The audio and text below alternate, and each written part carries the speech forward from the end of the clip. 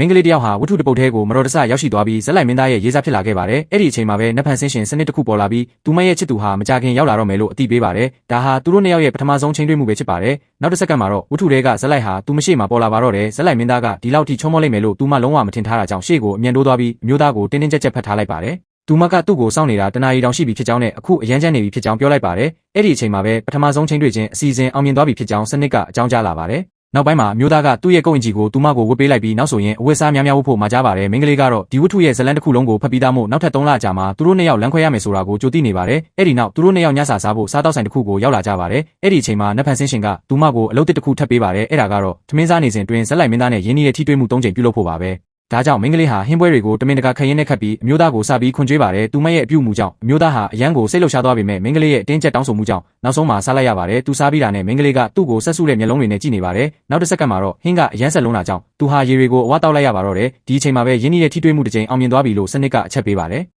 မင်းကလေးကချက်ချင်းပဲပါဆက်ဟလိုက်ပြီးသူမကိုပြန်ခွန်ကြွေးဖို့တောင်းဆိုပြန်ပါတယ်။မျိုးသားကလည်းအနေရခက်စွာနဲ့သူမကိုပြန်ခွန်ကြွေးလိုက်တာကြောင့်ဒုတိယအကြိမ်ထိတွေ့မှုလည်းအောင်မြင်သွားပါတယ်။ဒါပေမဲ့နောက်ထပ်ဘလိုနေလန်းတွေကရင်းနှီးတဲ့ထိတွေ့မှုဖြစ်တတ်မှတ်မလဲဆိုတာကိုသူမမစင်စားတတ်တော့ပါဘူး။ရုတ်တရက်ဆိုသလိုသူမဟာအမျိုးသားရဲ့ဘေးနားမှာကတ်ထိုင်လိုက်ပြီးသူတို့နှစ်ယောက်ရဲ့လက်ချောင်းလေးတွေကိုတုံးကနှလုံးသားပုံစံလေးလုပ်လိုက်ပါတယ်။ဒီခါမှာတော့အလုပ်အားလုံးပြီးမြောက်သွားပြီလို့စနစ်ကအကြောင်းကြားစာပို့လာပါတယ်။ညစာစားပြီးနောက်အမျိုးသားကမင်းကလေးကိုဈေးဝယ်စင်တာစီခေါ်သွားပြီးအဖိုးတန်လဲဆွဲတစ်ခုဝယ်ပေးပါတယ်။မင်းကလေးကလည်းလက်ဆောင်အတွက်အရန်ကိုဝမ်းသာသွားပါတယ်။ရုတ်တရက်အမျိုးသားစီကိုဖုံးဝင်လာပြီးခဏလောက်ထွက်သွားဖို့ပြင်ပါတယ်။ဒါပေမဲ့နတ်ဖန်ဆင်းရှင်ကအမျိုးသားထွက်မသွားအောင်တားဆီးဖို့အလုပ်တစ်ခုထပ်ပေးပြန်ပါတယ်။မင်းကလေးကအကယ်၍ဒီအလုပ်ကိုမလုပ်ရင်ဘာဖြစ်မလဲလို့မေးတဲ့အခါနတ်ဖန်ဆင်းရှင်ကဒါဆိုရင်မင်းလက်ရှိကဘာကိုဘယ်တော့မှပြန်လို့ရမှာမဟုတ်ဘူးလို့ပြောပါတယ်။ဒါကြောင့်မင်းကလေးဟာမတော်တဆလဲကျတယ်လို့ဟန်ဆောင်ပြီးအမျိုးသားရဲ့ရင်ခွင်ထဲကိုတိုးဝင်လိုက်ပါတယ်။အမျိုးသားကသူမကိုကားပေါ်ထိပွေ့ချီသွားပါတယ်။သူမရဲ့ခြေရောက်ခောက်သွားတာကိုတွေ့ရတဲ့အခါသူကဆေးရုံကိုအတင်းလိုက်ပို့ပြီးစစ်ဆေးခိုင်းပါတယ်။အဲ့ဒီအချိန်မှာမင်းကလေးဟာအရန်ကိုအားနာသွားမိပါတယ်။ဘာလို့လဲဆိုတော့အမျိုးသားမှာအရန်ရေးကြီးရဲ့ကိစ္စရှိနေတာကိုသိနေပေမဲ့သူကတော့သူမကိုဆေးရုံရင်ပို့ဖို့ပဲအာရုံစိုက်နေလို့ပါ။နောက်ဆုံးမှာတော့သူမရဲ့အလုပ်တွေအချိန်မီပြီးစီးသွားပါတယ်။မင်းကလေးဟာရုတ်တရက်ငိုယိုပြီးအမျိုးသားကိုတောင်းပန်လိုက်ပါတယ်။သူမကြောင့်သူ့ရဲ့အလုပ်တွေကိုထိခိုက်မှာကိုမလိုလားလို့ပါ။ဒါပေမဲ့အမျိုးသားကအလုပ်ကိစ္စတွေအားလုံးအဆင်ပြေသွားပြီဖြစ်ကြောင်းနှစ်သိမ့်ပေးလိုက်တဲ့အခါမှာသူမရဲ့စိတ်တွေငြိမ်သက်သွားပါတော့တယ်။နောက်ဆုံး